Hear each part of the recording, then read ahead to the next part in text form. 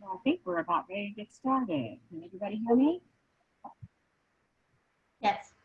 All right, great. I know we'll have a few more joining, so I'll just start with some introductions. My name is Sherry Moore. I am part of the SMU Cox Executive Education team here, and we're excited to present the Building the Intelligent Enterprise webinar today. And this webinar is intended to give you a little snapshot at the upcoming program that we have developed for November 10th and 11th, which Hettie Tabor, who I'm going to introduce in just a minute, is the academic director, and she has with her some faculty that she would like to introduce. I want to thank you all for joining us today. The format is we're going to turn it over to Hettie and have her introduce the team. And then we're going to talk a little bit about what's going to be covered in our session. And then we're going to move back into a Q&A at the end. So we welcome you to use the chat feature if you have specific questions on the program. And then we'll wrap up at the end and hopefully give you a little bit of time left to finish your lunch or whatever else it is that you're doing. But thank you again for joining us today. And at this point, I'm going to turn it over to Hettie to introduce the team and herself. Thank you. Thanks, Sherry. In this session, what we're trying to do is kind of give you an idea of what we're going to do in the Building the Intelligent Enterprise session. I'm going to be the moderator and host just to give you a little bit of background on me. I've been with SMU now 7 years. I just had my 7-year anniversary, strangely enough. It's very weird for me. Prior to this, I actually worked for Accenture for 26 years as their global SAP analytics specialist. I ran the global SAP analytics division. So I've been doing analytics for well over 30 years, something I absolutely love. And love teaching the students now, the next generation of people doing analytics across the board. I'm going to ask each of these guys that are on to introduce themselves as well, but we'll start out with Brian Smith. Brian, would you kind of give a quick introduction on yourself? Sure, Brian Smith. I'm Technology Director for Retail and CPG at Databricks, an AI startup based out of Silicon Valley, and also an adjunct professor here at SMU. Great, thanks, Brian. And Travis, I see that you joined us. Yep, hi, morning.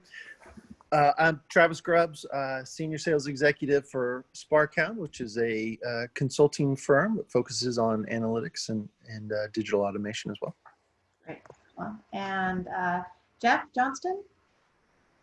Hey guys, Jeff Johnston. I'm a principal at Artist Consulting. We're a Dallas-based data and AI consulting firm, and I also am an adjunct professor here at SMU. And I'm not sure we've got Jeff Metal on or not. I don't see him on the list. Jeff, have you joined us? Okay, we're going to skip him for now, and hopefully he'll be able to touch base with us later on. But if not, we'll kind of give you an introduction of what he's going to do on his part as well. So we'll go ahead and move forward. With the Building the Intelligence Enterprise, basically we're doing 2 days, 2 high-powered days to talk a lot about some of the areas around big data, data science, artificial intelligence, and maybe demystify it a little bit for you so that we're focused on some of the newest waves around things like machine learning and deep learning. We want to talk about what drives digital transformation overall, be able to understand some of the ways to figure out what you're going to do, manage what you're going to do, and measure the impact of what you're doing in these areas. We'll also hit on some things like ethical implications of this or what some of these areas mean, right? There's lots of different definitions around AI and machine learning and deep learning. And so give a view of some of our thoughts on this. Believe me, as I've talked to each one of our presenters and we've sat together and talked through what we think all of these are, there are lots of answers, right? And not always the same. So even amongst those of us who are involved in this, there's a lot of different answers to what artificial intelligence is or deep learning is or machine learning is and what advanced analytics means. So we'll kind of talk a little bit about that as well. And then also get a better understanding of how we think some of these things are reshaping what we're going to do today, tomorrow, and in the future for the work that we do. Just to give everybody just a quick overview, I pulled this slide which it's out there on the internet, but it kind of gives a view of artificial intelligence, machine learning, and deep learning, and really indicates to everybody that this is something that's been around for a long time, right? Artificial intelligence has been around since the 1950s, so it's not a new concept, right? It's just new in that a lot of people are starting to dive deeper into these areas. And so as companies start to adopt this and embrace these areas of artificial intelligence, machine learning, and deep learning, we're starting to see greater breakthroughs in this area. So we've heard the term artificial intelligence for a long time. When I'm talking about artificial intelligence, a lot of times it's the umbrella of anything that's sitting within artificial intelligence and now machine learning and deep learning, because we're starting to see more indications around deep learning, and we'll kind of talk about some of those in a minute. So remember that artificial intelligence tends to be the umbrella that holds all of these areas. And when we're looking at artificial intelligence and machine learning, we kind of start looking at machine learning as being supervised, which is including things like classifications or decision tree models or regression models, which a lot of companies have started to do and started to get interested in. So as people start to do more predictive type work or doing regression analysis, they start to see some of these, and they've already used some of these. And then we get into some unsupervised areas like k-means clustering and some of those areas that you probably have started to work with within your company. And those really kind of sit under what we would call more of a machine learning area within artificial intelligence. And then there's some reinforced learning. You might think about this as like the self-driving car, where it's using data that it has to basically reinforce the information that it's using to help figure out what you need to do, or what the car needs to do, I should say, in that perspective. And then as we get into things like deep learning, you're getting into things like neural networks. And we'll actually dive into within the 2 days, some of the areas around neural networks and more of this deep learning next step of what we're doing within analytics. So when we're looking at some of this, I just wanted to bring up a few examples so that you kind of had some of these things in your head of what are some of the examples that fall into this that people are already doing. Because one of the things we'll explore in the 2 days is kind of what is reality versus, you know, what is the future pie in the sky? What are we doing? Where are we going? And some of this already exists, and you've seen of it, some of it, like the virtual assistants with things like Siri and Alexa and Google Assistant. So some of that is already in play a little bit. I ran across one that I really liked, which was using facial recognition, which a lot of us use to turn on our computers, right, or our phones. But facial recognition has also been used in other technologies like Blue River Technologies, which works with John Deere, to do this thing called See and Spray, where they actually use a camera on machines to look for weeds, and it will know whether or not to spray any type of items that will allow this not to grow. And it will focus on what are weeds versus what are plants, real plants that we want to keep. And so it's using facial recognition, not like we would think of facial recognition for our own face, but to also recognize what is a weed versus a plant. Obviously, you've all kind of seen the self-driving cars. I had a chance to drive the Tesla X, which was very fun, and use the self-driving mechanism within that to change lanes and things like that within city traffic, within highways, which is pretty interesting. And the newest version is actually coming in with in-town driving capabilities. So that's a really cool area that's been used a lot, dealing with different sensors and cameras on the cars. Chatbox is another one I ran across, which I really thought was interesting because it helps to screen and triage people who might be sick with COVID-19, right? And so we're seeing some of these tools being used in hospitals or even airports, so that they start to look at and understand if somebody has a fever or somebody has certain symptoms, right? And we see chat boxes used for symptoms. If you're a person, as an example, who wants to get tested for COVID-19, you may actually go through one of those chat box sequences in order to figure out whether or not you're eligible to be tested at certain sites.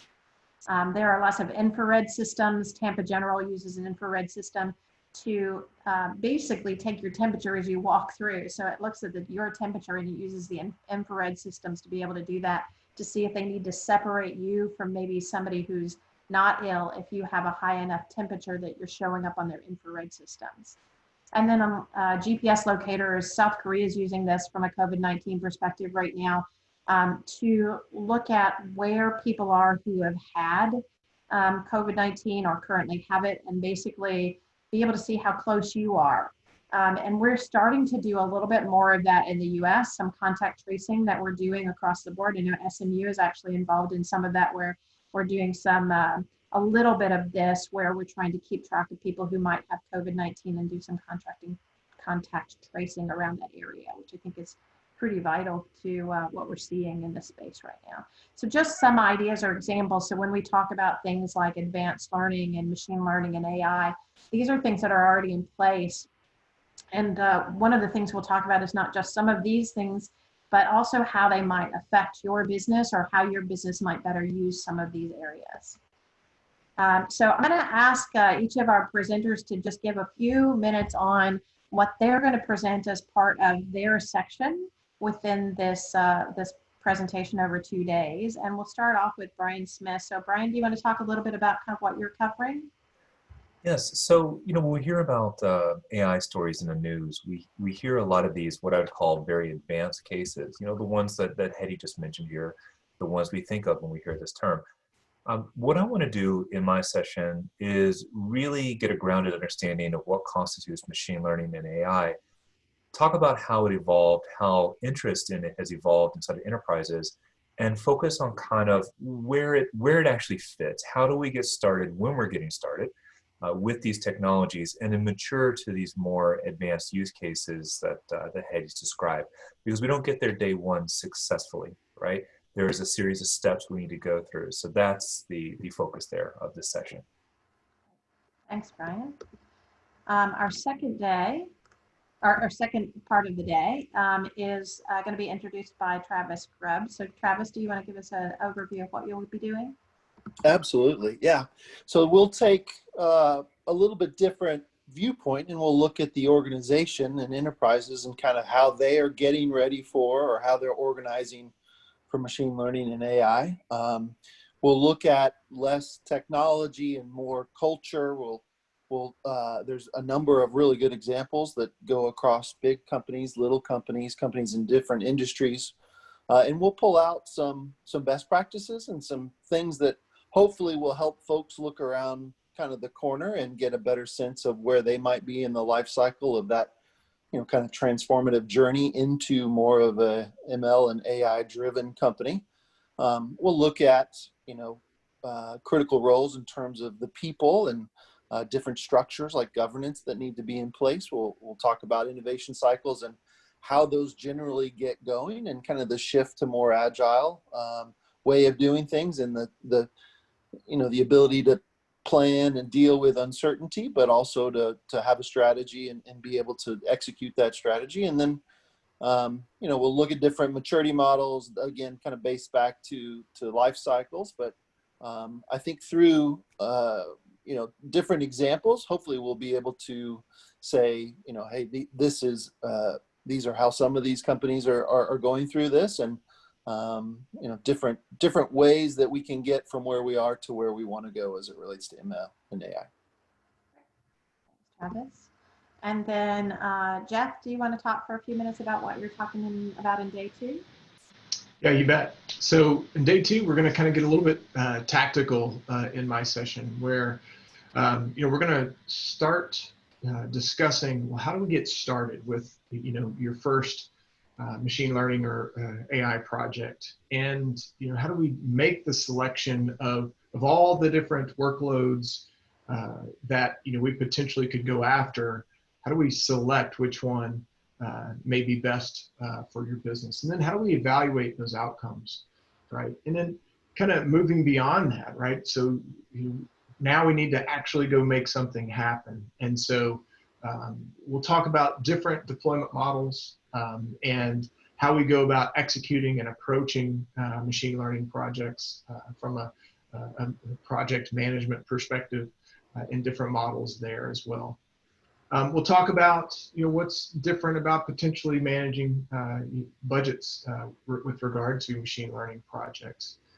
And then kind of moving beyond that, understanding and kind of discussing, do we have a centralized or mode one, operating model with machine learning inside of your organization, or do we distribute that through the business and really empower citizen data scientists throughout the organization?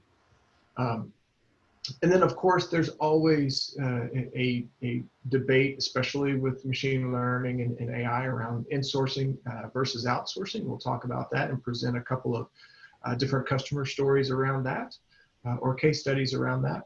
And then getting into program management. So really talking through, okay, I've got this suite of projects around machine learning and AI. How are they all working together? And how are we managing our investments as we talk about and go through and execute a lot of these machine learning and AI projects? Thank you, Jeff. Sorry about that. My artificial intelligence took over my machine. No, not really.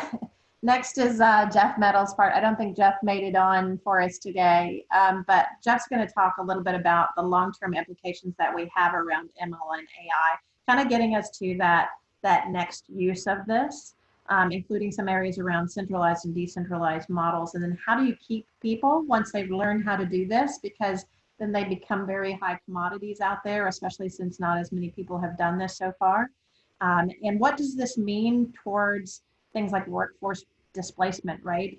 Is artificial intelligence going to replace people? Because we talk a lot about AI being used for, as an example, mundane tasks, right? And when you start taking away mundane tasks and making them more automated, what happens to that workforce, and how do we reinvent that workforce as it was?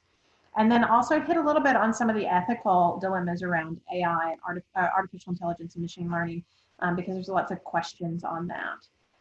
Now, one of the things we would like to do across the board here is try to make this type of session as interactive as we can. So it's helpful for us to understand from you as we move into the session, what are your areas of interest? Where are you, right, in this path, right? Are you brand new to it, just exploring it? Have you already done some things in this area?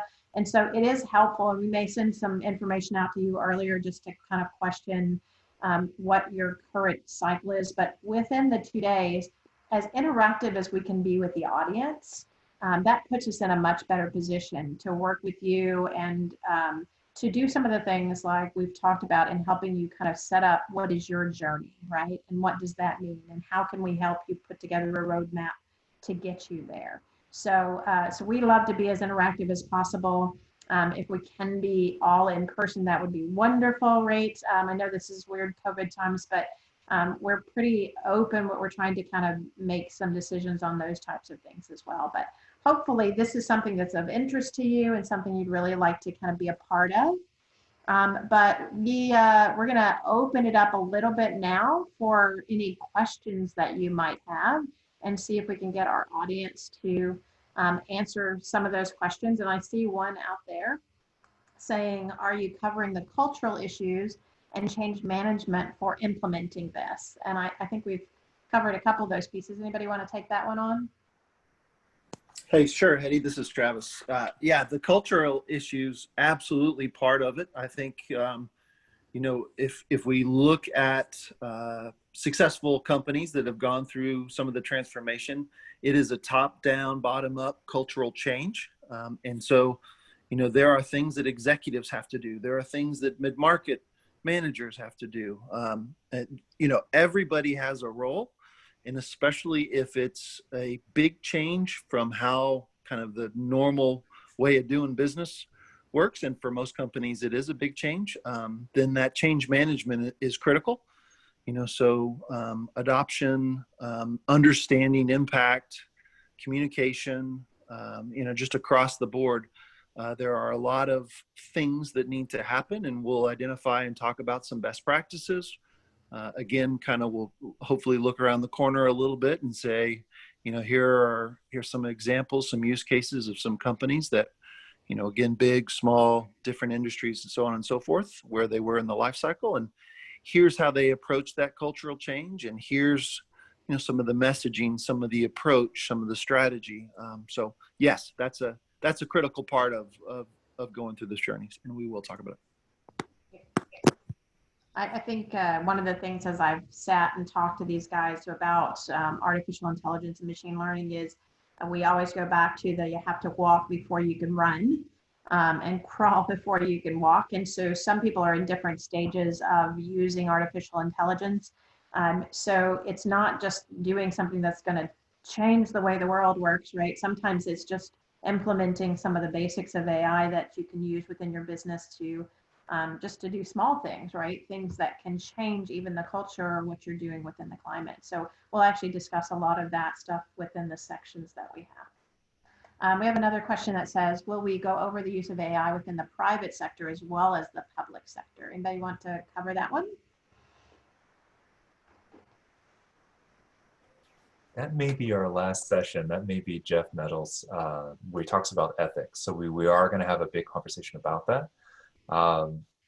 But yeah, he'd be the best to speak to that. Yeah. We've talked a little bit about that amongst ourselves because there is a lot of ethical concern that comes in there. And I think it does play in both those sectors actually. But especially when you're in a public sector and what the rest of the world sees and how it can change things like stock prices and so forth, that can certainly be a question. As opposed to the private sector, where there might be some other different ethical dilemmas that go on there. So we do tend to cover a lot of those pieces within this as well. Question, do the undergraduate programs at SMU or other colleges connect to this from a talent building pool? As a matter of fact, we do. I run the Masters of Science in Business Analytics program here at SMU. Both Jeff and Brian are adjunct professors within that program. And they actually cover a lot of areas within this as part of their program. So Brian or Jeff, do you kind of want to talk about some of the things that you cover within your courses? And this is master's programs, not undergrad, but in your courses in general. Brian, do you want to go first, or do you want me to jump in there? No, you go ahead. Okay, so for the courses that I teach, they're somewhat foundational courses, kind of not getting necessarily into the details of machine learning and AI, but some of the concepts and data engineering and data management things that you have to kind of, in some cases, have in place that kind of lead into machine learning and AI. So when you look at things like the Gartner Analytics Continuum, for example, where you've got kind of descriptive and diagnostic analytics, really doing analytics and asking questions about data that has occurred and has been recorded in the past, right? That is kind of categorized as business intelligence. That's one of the courses that I teach. And then, leveraging distributed data processing systems like big data, platforms such as Spark and Hadoop and some of those platforms. Really, you end up leveraging a lot of these distributed data processing platforms as a foundation, for distributed data science, training of models and such. And so one of the other courses that I teach is a big data class as well. And so all of these things kind of lead to kind of the right side of that Gartner Analytics Continuum, getting into, moving from descriptive and diagnostic into predictive and prescriptive analytics. And that's really where, advanced analytics or machine learning comes into play, which is what we're talking about here. Yeah, I'll just add that Jeff and I teach complementary courses. He focuses on the business and the management side of it. For some of our graduate students, I focus on the technical aspects. And I think that's the big challenge in this space is you need quite a depth of technical and analytic skill to do this stuff. But you also really need to carefully assess your organization's readiness for this. We see a lot of folks who do major investments in the AI space in terms of technology and headcount, things like this, but the organization is not prepared to make the kind of changes that come along with this. To Travis's point earlier, we're fundamentally talking about changing the way we do business. And that's a big deal. And so I like how Jeff prepares that side of the organization for part of it. And on my side, with the more technical, we're building those skills. They go hand in hand. That actually brings up a good part to talk about a little bit, Brian. I know you're going to cover this in your part of the section, but where do you see most companies in the development and implementation of these new technologies? So I know you're going to talk a little bit about kind of the myth of where is everybody, since some of us get a little bit worried sometimes that everybody's way out ahead of us. Right. Yeah. Everybody's doing it except for us. Right. Now the reality is there are some organizations who are very far ahead. And people are playing catch up. I think if you're in a retail space where I spend a lot of my time and attention, we have a lot of folks who are responding to Amazon and what's going on there.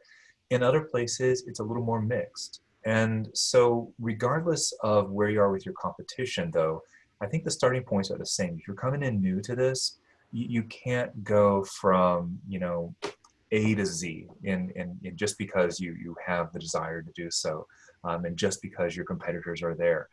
You have to take a set of steps. And I think that we've matured enough that we can start to outline what those are.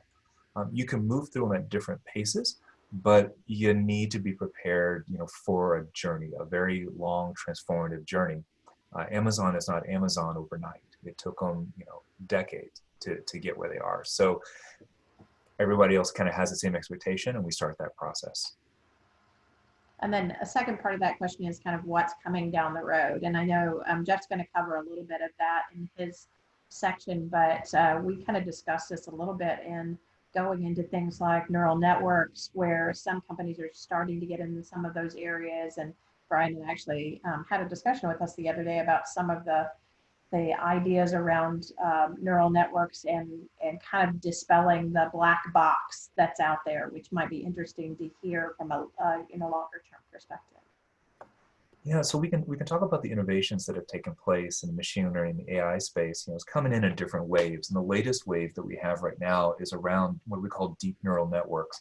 When you hear about the self-driving cars and the assistants that do sophisticated language analysis, a lot of that is based on this set of techniques that are very much state of the art and very much an art in and of themselves. It's very hard to prescribe how to go about using these technologies. I think over time that gets a little bit more accessible, and we start to see more and more things that really stretch into what we would refer to as human cognition. So not just tackling the individual tasks that we as human beings do in terms of speech recognition and things like that, but really bringing it all together and giving some very enhanced capabilities that rival human beings and fundamentally change the way we work. I don't think we're there 100% just yet. I think the building blocks are there, but that's what I see the next wave as all that kind of coming together as the industry matures. And then there's another question around kind of where is data cleansing in all of this, right? We try to get into this next stage of decision making, but if the underlying data is not any good, then how do we handle that? And I'll let these guys kind of respond a little bit too, but really, it's all about the data. So if your data is bad, then anything you create from it is going to be bad. But a lot of what we've seen in early versions of some of the artificial intelligence has been trying to do some of these mundane tasks that include things like getting the correct data in, right? Actually, before it even has to be cleaned, and using artificial intelligence to do some of that for us so that we have less of that data entry issue and so forth, right? But obviously, this has to be a part of it. Anybody want to speak to that a little bit? I'll jump in, Jeff. I'd love your thoughts on this, but this is when we go back and forth on, there's certainly an aspect of you want good, clean, quality data. I think, though, there's a reality we're dealing with large data volumes at scale. There's only so much we can do to cleanse it. And, there's a famous quote from some folks at Google, and I heard it when I was at Microsoft, kind of reiterated in slightly different terms. But even bad data, if it's a small fraction of what you have, the effect is basically the equivalent of a rounding error, and it can almost be ignored. So I think that in some scenarios, we want to be super strict on our data cleansing. But in other play areas, we're allowed to be a little sloppy and just have to be because of what we're faced with in terms of data volumes. Yeah, and I would add to that, Brian, in that, their data engineering and goes hand in hand, and teaching those techniques is part of what Brian and I do in our classes, right? And so it's an extremely important part of the machine learning and AI development process. And I think that there's tons of techniques and ways to shape data to make them ready for very specific algorithms, so that those algorithms are more effective, statistically speaking. And so I think that's kind of part A of your question. And we're not necessarily going to be getting into a lot of those techniques and things for data cleansing here, but I think just being able to talk about it a little bit will be good. In terms of making machine learning part of data-driven decision making and making that part of a data-driven culture, I've always had the opinion that having machine learning and AI a part of your business should augment the decision making, which is why some people say AI is not really artificial intelligence, it's augmented intelligence, right? And so if you use that to help augment the decisions, make it another data point to help support some of the decisions that you could potentially be making, other than just making decisions based on a gut feel, right? And that's ultimately what we're trying to get to with predictive analytics and machine learning is to make it more about, hey, an informed decision instead of it just being a gut feel. Yeah, and Hettie, I'd throw in too behind Brian and Jeff that, I think organizing around data, and especially where it's coming from, understanding, for instance, where third-party data is coming from or internal data is coming from. I think there's definitely a science and an art to that. And I think understanding where it's coming from, where it needs to go to, how it needs to change, what it's going to get mashed up at, there's a bunch of, kind of critical components in there, especially from a functional side. So there's understanding that, again, there's going to be, just as Brian pointed out, there's going to be bad data or data that's not clean, but in the grand scheme of things, if you're managing that, then it kind of, the probability of it making a big impact is less and less. But getting organized around that and understanding where it's coming, where it's going is a big part of that overall, kind of management strategy for data.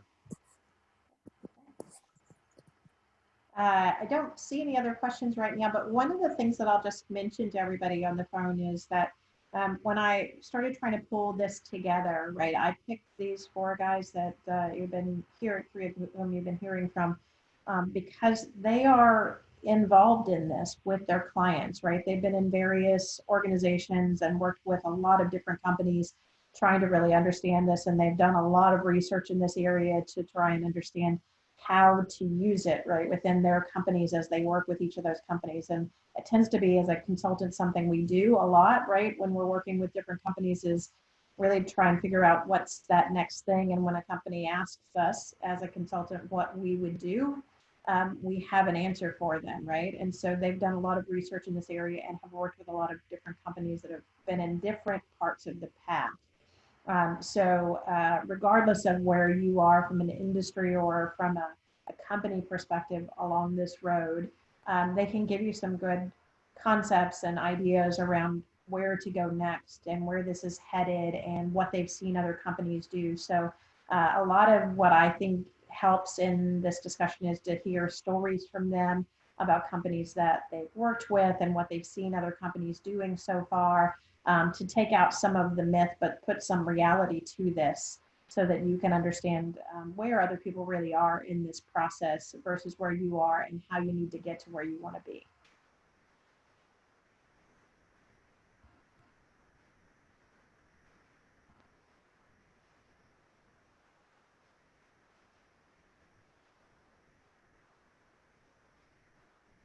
A lot of a question actually from Sherry. So she's asking us to kind of talk a little bit about participation in the class. One of the things that you're going to find about each one of our speakers today is because a lot of them teach in the classroom, right? We are used to kind of getting our audience to talk to us about what it is they're trying to do. You get way more out of the class if you participate in the class and you become a part of the class overall, right? A part of the discussion.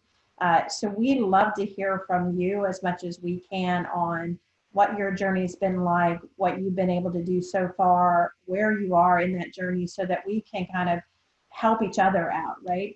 Like I mentioned before, the more interactive these classes become, the better they are. And not just having somebody speak to you, but actually being able to have discussions within the group so that people can learn from other people, right? The nice part about bringing multiple companies into the same place together is to be able to have some of these open discussions about what this is meant to you and your company. Where are you in that journey? What kind of issues have you run into, whether that's ethical decisions or management decisions or monetary decisions, right? Anything that might have actually affected you.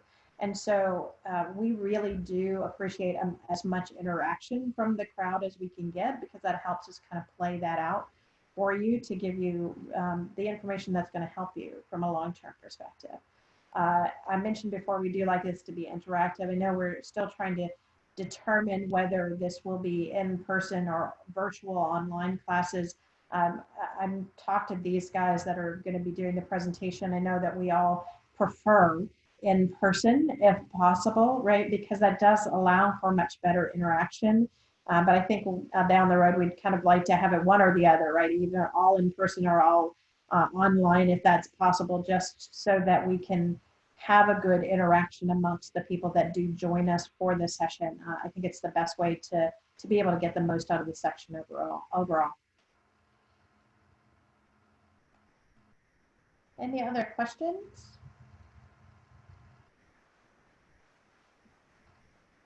Okay.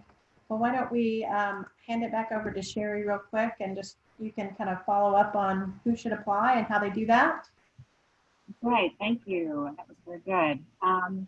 So I know when Hettie was designing this course, it's really about those who are there not only to learn more, but also to advance, where they are in the organization. So that would be, leaders who do want to deepen their understanding, business intelligence and data managers, and anyone who's in the part of AI and analytics that are trying to plan ahead for 10 years down the road from here. I do think this is a great overview for anyone just to learn more about it, and you don't necessarily need to be the data scientist in your organization to benefit from this program. I mean, I think it would be, a great overview in addition to some deep dives in some areas there. So with additional questions, please reach out to me or to Luigi Pecoraro. Both of us work on the open enrollment programs, and our contact information is here. The class does begin November 10th and 11th. It's set up for a 2-day program. And we are offering an early registration discount, which will roll off on October 10th. So if you are interested in enrolling, make sure you do so before that to take advantage of that additional $200 savings. So if there are not any other additional questions, and feel free to reach out to us directly if there are, or I can get those questions to Hettie and her team as well if you have questions. But we do offer leadership topics, finance topics, and strategy topics. This, of course, is one of the strategy topics that we put forward. This one is a new topic for us, and we're really excited to be offering more information on data analytics here. And then we also offer a diversity and inclusion topic. So all of these can be delivered to corporations directly in the form of a custom program designed just for them, or they can be programs for individuals that we offer, or teams of individuals that we offer through our open enrollment programs. All of our programs run both fall and spring. So we are hoping to be in a post-COVID world at some point, and as Hettie mentioned, to be in person more than online, but we are able to deliver the same academic value for all of us. So if there are any additional questions, I don't see those here, but if there are, I want to thank you Thank you for joining us today. Give you a few minutes left in the lunch hour to finish your lunch, and feel free to reach out to us with additional questions. And thank you again for joining us. I appreciate it. Right. Thanks, guys. We appreciate it.